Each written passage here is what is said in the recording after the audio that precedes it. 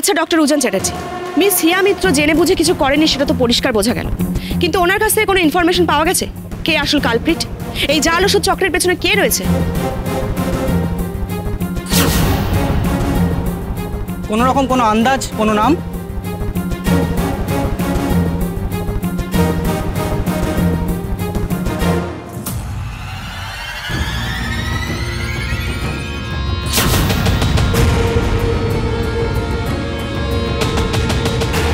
নাম আবার জেনে গেল কিনা কে জানে, ফোন তো করছে কিনা। আমরা যদি কিছু জিজ্ঞেস করে আমি কি বলবো, আমি মুশকিলে পড়লাম তো।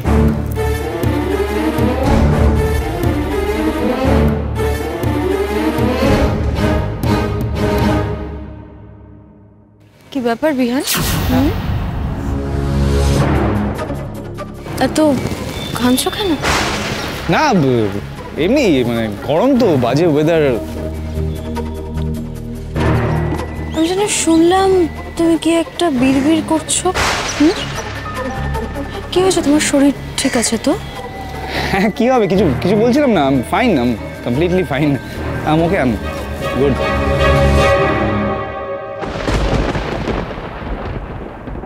আন্দাজে কিছু বলাটা ঠিক নয়। প্রমাণ ছাড়া যে ভুলটা আমরা একবার করেছি সেটা আমরা রিপিট করতে চাই না।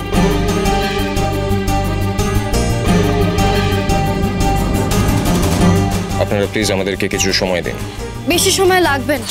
দেখুন, জেলে যাওয়ার থেকেও বেশি ভয় লাগছিল, যদি বেরোতে না পারি তাহলে অপরাধী লোকগুলো থেকে ধরবো কি করে। আর ডক্টর চ্যাটার্জি আমাকে বিশ্বাস করেছেন, উনি আমাকে এখান থেকে ছাড়িয়েছেন। তো আমি কথা দিচ্ছি, ওই পাজি লোকগুলোকে ধরতে আমি ওনাকে হেল্প করব, আর করে আমার ঋণ শোধ করবো, পাক্কা প্রমিস।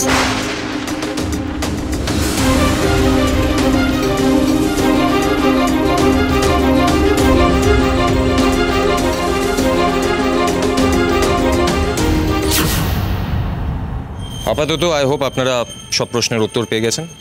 বাকিটা যখন সামনে আসবে আমি আপনাদেরকে পার্সোনালি ডেকে জানাবো। এখন আমাদেরকে প্লিজ যেতে দিন।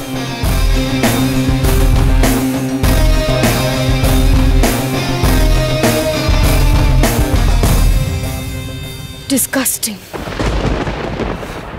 সত্যি, এখানে এসে দাঁড়িয়ে দাঁড়িয়ে নতুন একটা নাটক দেখলাম। তোমার এই ছেলেটা যা হয়েছে না, মানে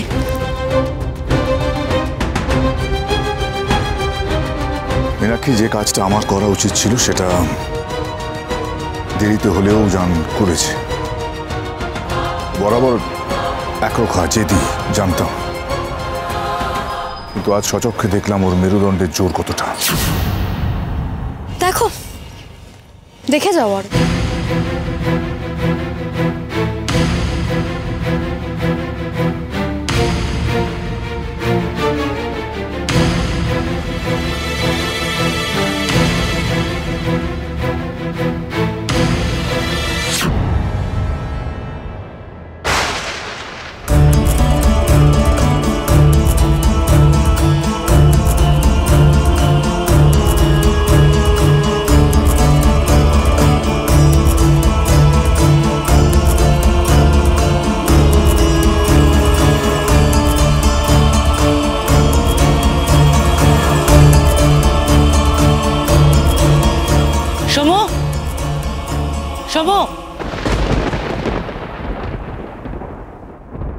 তুমি এখানে কেন? আমি তো তোকে বলেছিলাম যেখানে যাওয়া উচিত আমি সেখানেই যাচ্ছি, কিন্তু যে দরকারে আমি এসেছিলাম সেটা উজান করে ফেলেছে। অন্তত একজন বুঝেছে যে হিয়ার দিকে মিথ্যে অভিযোগের আঙুল উঠেছিল। তুই এরপর দেখে নিস, ওরা দুজনে মিলে পাপগুলোকে সামনে টেনে আনবে। তাহলে আসল কালপিট এখনো বাইরেই আছে। হ্যাঁ, আর হয়তো আমাদের টিউলিপেই রয়েছে। আপনাদের এখানে দু রকম দামে কি করে বিক্রি হচ্ছে ওষুধ? কি বিক্রি হচ্ছে বুঝতে পারছি না, স্যাম্পল আছে কিছু? হ্যাঁ, এই যে দেখুন, ওর ভিতরেই আছে। হিয়া উজান তো ওরা একজোট হয়ে গেল। সেদিন হিয়া প্রেসের সামনে আমার দিকে আঙুল তুলেছিল, কোনো রকমে নিজেকে বাঁচিয়েছিলাম। আপনিও তো একজন ডক্টর বিহান স্যার।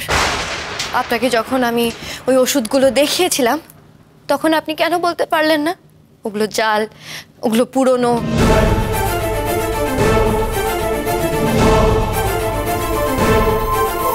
কিন্তু আপনি যখন শুনলেন যে এখানে কম দামে ওষুধ পাওয়া যাচ্ছে তখন আপনি নিজে বলেছিলেন আপনি ম্যানেজমেন্টের সঙ্গে গিয়ে কথা বলবেন।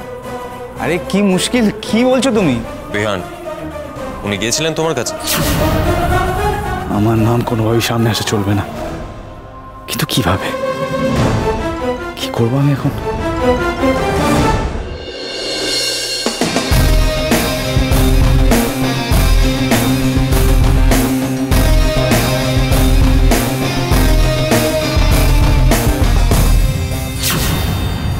আপনি এত কথা বলেন কেন?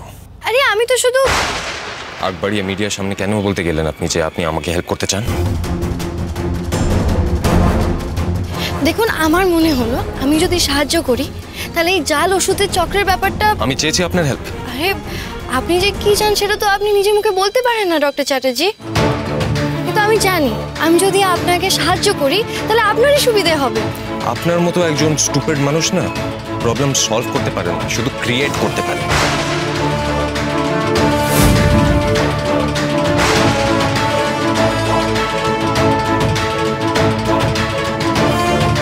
যতই আপনি নির্দোষ হন না কেন, আজকে যে জিনিসটার মধ্যে আপনি জড়িয়ে গেছেন সেটা শুধুমাত্র আপনার বোকামোর জন্য।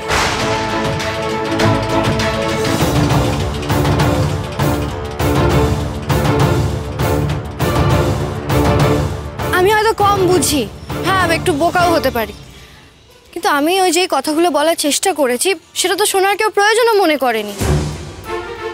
আমার কথাটা শুনলে হয়তো এই ব্যাপারটা এত দূরে এগোতে। আমি ওই এক প্রসঙ্গ নিয়ে আর কোনো কথা বলতে চাই না। It's over.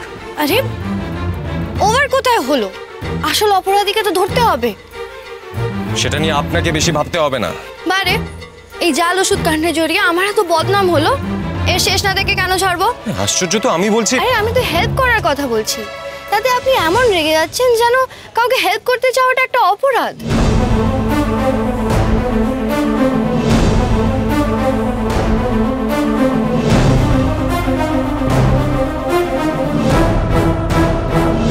এই লড়াই আপনার একার নয়, আমাদের সবার। আমরা একসঙ্গে লড়ব। চুপ।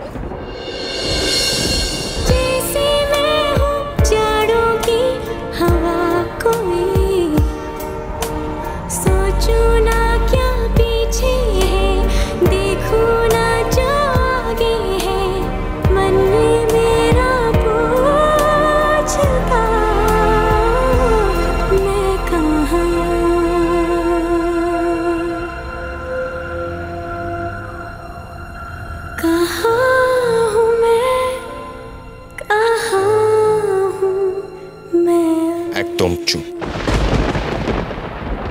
অনেক কথা বলেছেন আপনি, এবার আমি যা বলবো আপনি ঠিক তাই করবেন মিস মিত্র।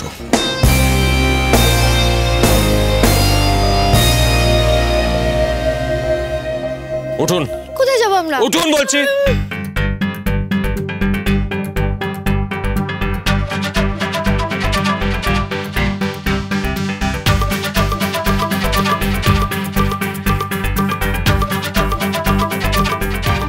আচ্ছা আমরা টিউলিপে যাচ্ছি না বাড়িতে, সেটা তো বলতে পারেন।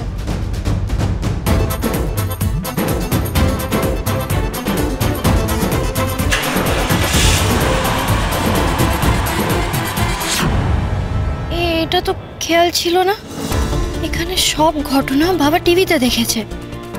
এতক্ষণে তো বাবা তাহলে, হে ভগবান, বাবা ঠিক আছে তো?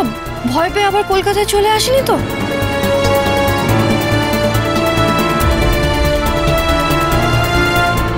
আর কেউ সারাক্ষণ আপনার পেছন পেছন গুড়গুড় করবে না, কেউ আপনাকে বিরক্ত করবে না, তাই বলে আপনি মনের ভেতরে রাগ পুষে রাখবেন না।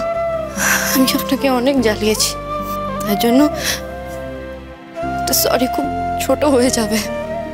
প্লিজ আপনি আমাকে ক্ষমা করে দেবেন পারলে।